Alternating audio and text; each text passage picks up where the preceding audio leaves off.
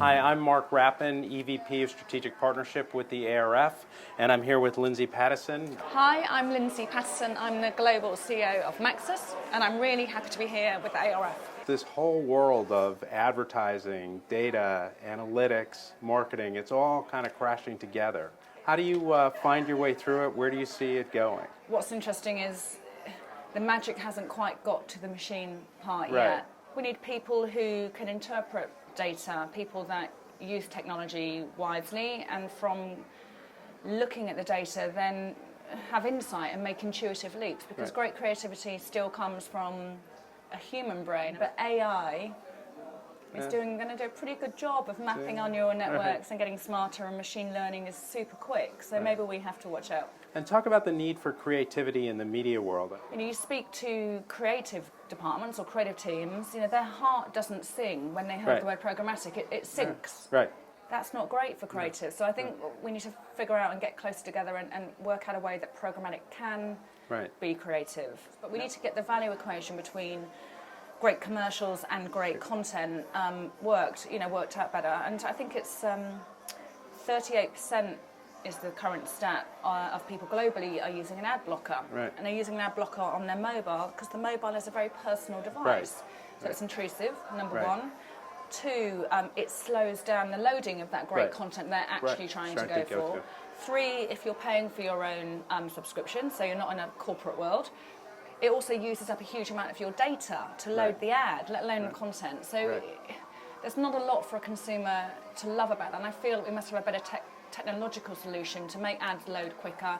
Obviously, with programmatic comes the opportunity to make the ads tailored and smart and intuitive.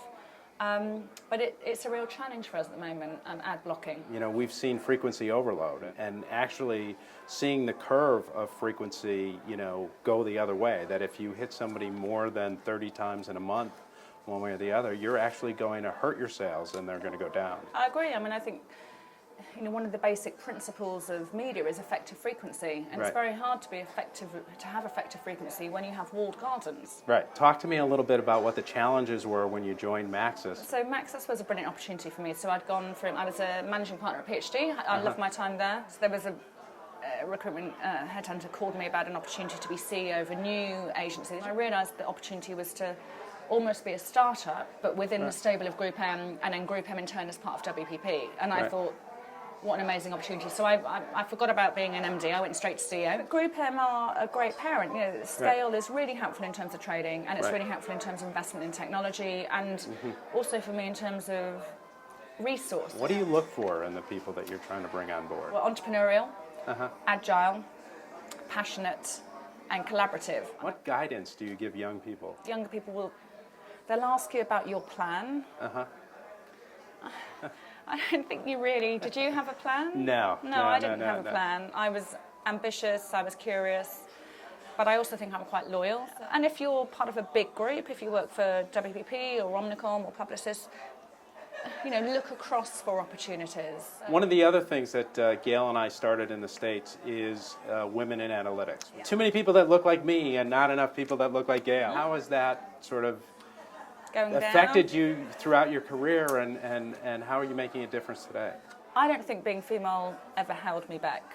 And now, do you know what? It's an advantage, because everyone is desperate for young, smart, brilliant women to be, someone give me a job.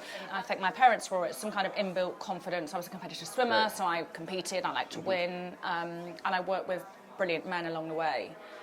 But the challenge is something does happen to women broadly around the time that they get to the age where they might consider having children. So I think we need to make sure that we have great maternity benefits, but also paternity. One of the things that we're seeing is the portrayal of women and minorities, in front of the camera doesn't really reflect the society that we are. Do you see that? I think one of the challenges in commercials that we see, so let's talk TV commercials or video content, is because there are very, very few female executive creative directors. There is it, given that I think 2/3 of all purchasing decisions are made by women, and that's, I think it's 20 trillion US dollars.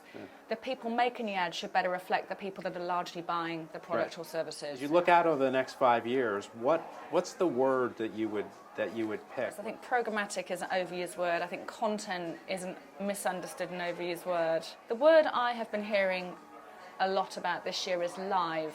What you're doing is you're adding to the experience. You're actually probably going to drive people to watch their broadcast, but then adding their own social tweets and making it a richer experience. So yeah, let's go with live. We'll go with live. I like that a lot. Well, this has been terrific. Thanks so much for spending time with us.